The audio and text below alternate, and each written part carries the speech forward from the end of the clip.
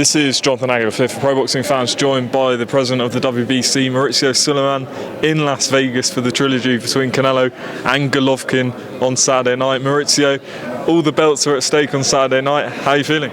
Very excited. It's a sensational fight.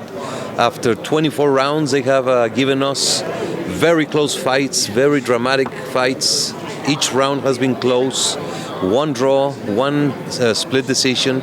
And now everything is on the line. The winner will be regarded as the best from this trilogy. So it's a very important fight. What are your memories from the first two fights, Mauricio? Great excitement, high quality boxing, passion, power, dignity, love for their countries and for their legacy. So there's too much emotions in this one. Just want to talk about, obviously, Canelo is obviously the WBC champion, has all the belts. What's the situation beyond this fight? Is there mandatories coming for him? At this time, there is no mandatories. We're going to have our convention in November. That's where each division is going to be reviewed. And we will see. He has 4 belts. If he wins, he will continue as champion, and we will see what are his plans for the future, and then have the convention ruling. There's obviously a lot of reports in the last sort of 48 to 72 hours. Anthony Joshua has accepted terms to fight Tyson Fury. Obviously, Tyson Fury beat his WBC mandatory Dillian Whyte in April. Just talk me through sort of your reaction to that fight and the WBC's position on it. Well, if that fight happens, it will be sensational. I love to see that fight because of what it means. An all-British showdown again. There's been a great animosity between them two in regards to boxing. They wanna go into the ring, so it will be a sensational match. Tyson Fury is our pride. He's our champion, and Joshua was WBC international champion. WBC was the first organization to rank him, and he was number 2 contender when he had the opportunity to fight for the IBF against Martin, so he had to go a different path. But he has always been highly regarded, and we will absolutely welcome that fight.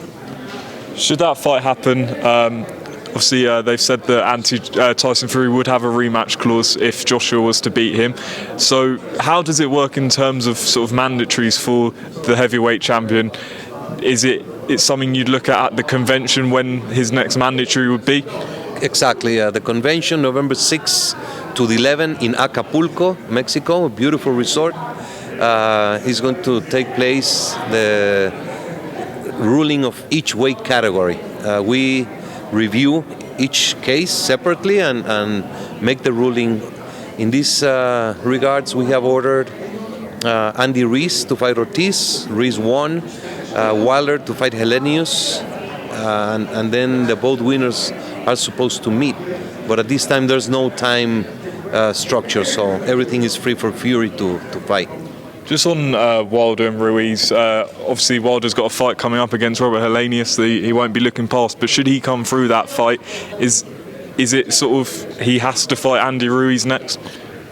Yes, if they want to do the final elimination for the mandatory, that would be the fight that will be sanctioned by the WBC.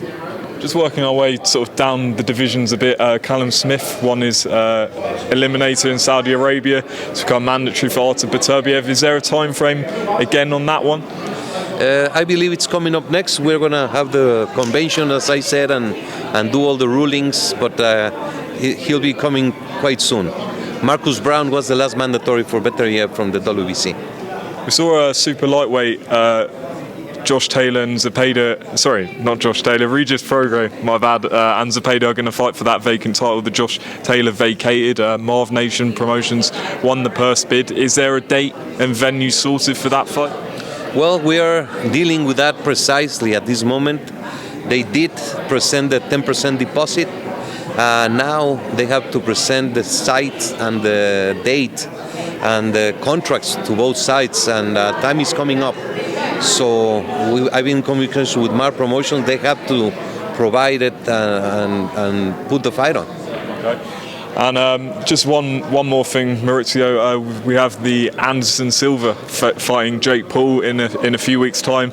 Obviously, before he was set to face Hasim Rahman Jr., and the WBC said that if he was to win the fight, he would have got a WBC ranking. Can you just talk us through sort of how that decision came about? No, it was basically, social media is very powerful, for the good or for the bad.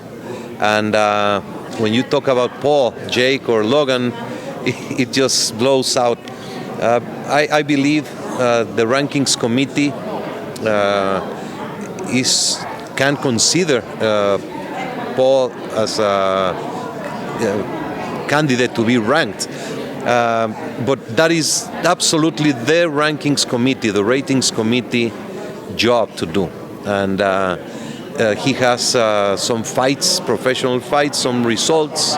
And it's just a matter that I believe there has to be some respect to Jake Paul. Whatever he does outside the ring is controversial, but in boxing, we should give him some respect. He's working hard. He has been boxing for many years, and he respects the sport. So I don't like how he's bullied around without merit, but he's a boxer, so we should respect him, and he could become eligible to be ranked. I think some of the confusion came because people didn't know where he would have been ranked if he'd beaten Hasim Rahman. Was there a ranking in mind that he would have been 100, 200? Like, was there an actual specific ranking? No, we don't do promises, by numbers. The ratings committee meets once a month, and they evaluate each division, the results, who wins, who lost, inactivity, all the different ratings criteria, and then just proceed with the rankings. But it got interest. It got a lot of people calling me names. But I feel strong. I feel good, and I support the Paul legacy because they're bringing millions of eyes to the sport. Can you understand maybe some of the backlash towards it, given the fact that he's only had a few professional fights? Absolutely. That's why if he fights a recognized boxer, preferably a rated boxer, then that would be the final statement. So that's the way to go, and I stand by what I said, no problem. So just to be clear, obviously this fight with Anderson Silva is against a UFC fighter, but he has had some professional fights. So are you guys considering ranking him should he win or not? I learned my lesson, so I better not say. I'll leave it to the ratings committee for them to evaluate. Mauricio Sulaiman, thanks for talking to pro boxing fans. Anything you want to add ahead of Canelo against Golovkin on Saturday night? It's going to be a sensational fight. Great fight, and we'll see you. Don't miss it. Mauricio, I appreciate your time, and enjoy the rest of the week here in Vegas. Thank you so much. Same to you.